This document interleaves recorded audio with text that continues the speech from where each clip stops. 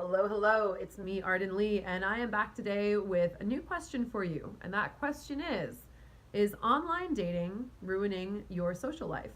Before I get into that, if you don't know already, I am the creator of the Repatterning Project, which is an online community along with an 8-week course. And you can check out a free PDF link that is in the description box below if you want to learn a little bit more about it.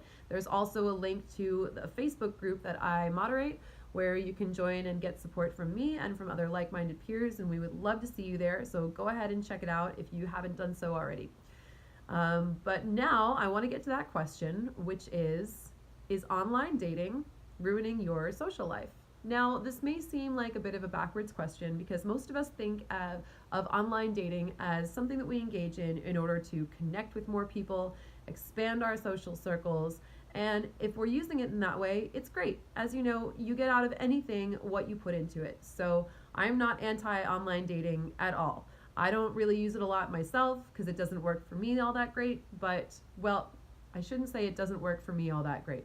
I choose to use other avenues that work for me better. If I really wanted to make it work, I'm sure I could find a way. I just don't really have the patience. But one thing that I have noticed in working with several of my private clients lately is that sometimes online dating can actually be a crutch that prevents you from establishing that tight social circle and those close-knit friendships that we all need in order to survive. Now, one thing I hope that we can all agree on here is that in order to get into a successful relationship, one that's going to be flourishing and happy, you need to learn how to be happy on your own first. Now, I hope we all agree on that, but if you want me to explain what's behind that, basically it's because if you feel that any relationship you could possibly be in is better than being by yourself, because when you're by yourself, you're miserable, then there will be a whole lot of standards and boundaries that you will be willing to compromise in order to get into that relationship, and you will attract a lot of substandard relationships as a result. And those could be anything from relationships that you're in with someone who is maybe a narcissist or a sociopath who's being abusive to you, to that relationship that maybe isn't so bad, but with someone that you don't really feel really passionate about, that you just kind of felt, they're there, they're nice, they'll do whatever.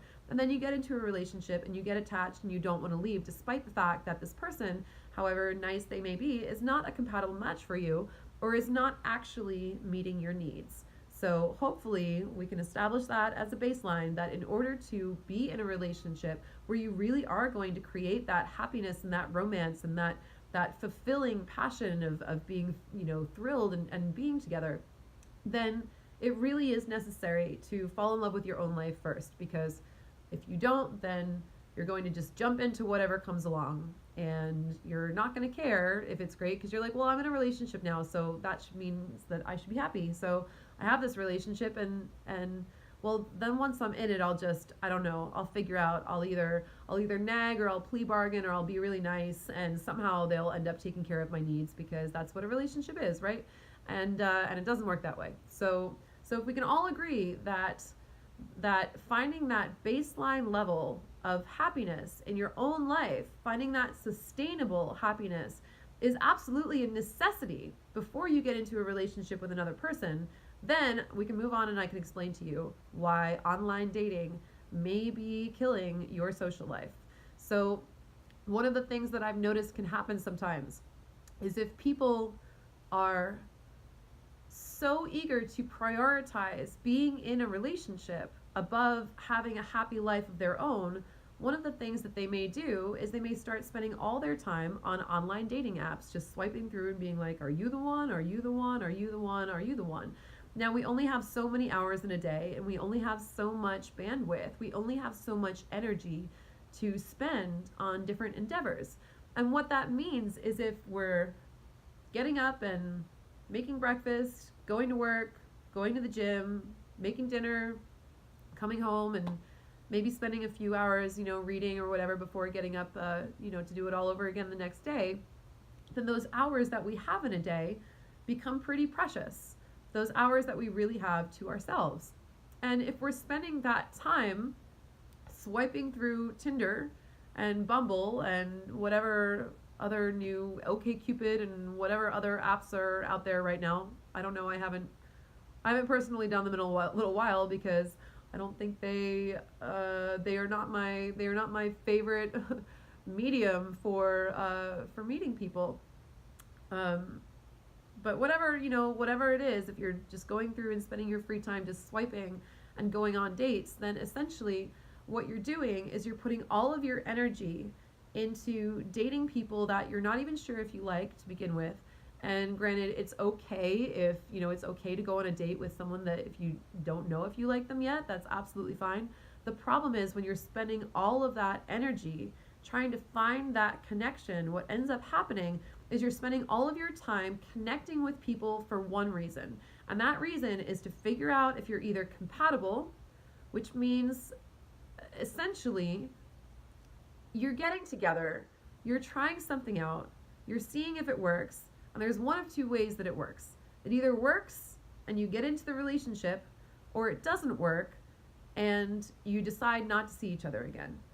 If I really felt that there were a lot of people out there who were able to connect on online dating apps and maintain friendships with people and look for friendships, then I would feel a lot more confident about them. But what I see more often is that people are going out and trying to connect with people, and it's this either or thing. It's this either or box. Either it's like the Taylor Swift song, either it's going to be forever or it's going to go down in flames. So they get into this binary, and what happens eventually is that they have a stream of these kind of people coming through their lives that are not really inspiring to them, and maybe kind of even mediocre, and not someone that they would necessarily connect with if they were meeting in person. And they try to make that work, and they either get into this relationship that doesn't meet their needs, or they just say, well, we were already dating, so you add something to my life. I kind of like having you around because I don't really have a lot of other friends or other things going on in my social life otherwise. So I like having you here. This makes me feel good, but it's not my optimal relationship. So if I want you in my life, I either have to get into a relationship with you to keep you, because somehow I don't think that I can draw a boundary and just be friends with you because we met on this online dating app, or I have to just get rid of you, and then I'm kind of sad because then I'm back to square one. And this is obviously not a very healthy algorithm for curating a social life. This is why it's really, really important when they say, find that baseline level of happiness being alone. What that includes also is finding friendships that are really fulfilling to you, finding people that you have in your life where you don't have that pressure of, are we in a relationship, are we not, where we don't have that like, well, if I want to keep all the positive things about you in my life, I have to continue having sex with you or continue dating you or whatever, because that's the premise that you entered my life on. And too many people in the online dating communities really see it like that. It's like, well, either you date me or you don't, And I'm a woman who primarily dates men, so perhaps that whole friend zone thing is a little more germane to me personally, because I think, if you go out with a guy a couple times on an online dating app and then you say, I don't think we're a match, I'd really like to just be friends. Oftentimes, in my experience, that's not what people are interested in, or they'll say that and then that's not really what they want. They're just trying to stick around and see if you change your mind or whatever. Maybe that's a limiting belief on my part. I'm sure that if I really wanted to make online dating work for me in order to find people who are willing to be friends with me, if I didn't want to date them, I could probably find a way to make that work, but it just doesn't feel like the most conducive avenue to that. So instead, what I recommend to people is go out and find those friendships first. Build that social circle based on things that you're interested in, and stop looking at people in this binary. Stop being like, are you the one? No, you're not the one. And so then you have nobody around you except these new people, this new constant stream of people that you're meeting, and you're saying, are you the one? Are you the one? No? Okay, I guess I'm alone again. Right? Because that sounds like a really miserable existence. And when you start curating a social circle based on the things that you love and your shared values and the things that you enjoy doing, whether it's a D&D night, whether it's your softball team, whether it's, I don't know, all my friends are nerds, so it's like, whether you're LARPing in the park or you're, I don't know, maybe it's the music that you enjoy or whatever, starting a party or whatever. I'm probably going to start a party at my house soon. I've been talking about doing it for a little while, where for just like a tarot deck potluck, right? Like everyone comes and brings a tarot or an oracle deck and brings a dish, and we all just sit around and we practice pulling each other's cards, once a month or whatever. I think that sounds really fun. I don't need to screen any of these people for whether I am dating them or not, whether I want to be in a relationship with them or not. I can just have people in my life who I like having around me. And then if dating comes out of that, then that's great. But I want to be with someone ultimately. If I'm looking for a serious relationship, here's the paradox. I don't want to be in a serious relationship with someone who's not willing to be friends with me first. Because if someone is really going to be a good partner for me, then they're going to value friendship with me anyway. Because if someone sees value in me as a human being, they're not going to lose seeing that value in me if I'm not engaging in sex or romance with them. So really, this is actually the quicker way to finding that relationship that you eventually want to find, is that having people in your life who are those solid friends of yours, who are that social circle that is based on mutual interest. It takes the pressure of that binary off, and it allows the person who's right for you to rise to the top, because it arises organically out of that, and you already know that they have love and respect for you because they've met you in this organic way in which they had to be around you in ways that were not dating at first, in order to see if the two of you really liked each other. Now, you can make this work on online dating. You can absolutely use online dating apps in order to, have a bunch of connections where you're like, let's just go out and do some fun things and see where things go or whatever. But I know for me, the reason that I don't do it anymore is when I was using online dating apps, it really felt like there was that kind of pressure there. It was like, either we're dating or we're not dating or whatever, and or either we're, at the very least, we're, if you don't want to date me seriously, well, do you at least want to hook up with me? And I'm like, no, I would have told you. I would have told you that.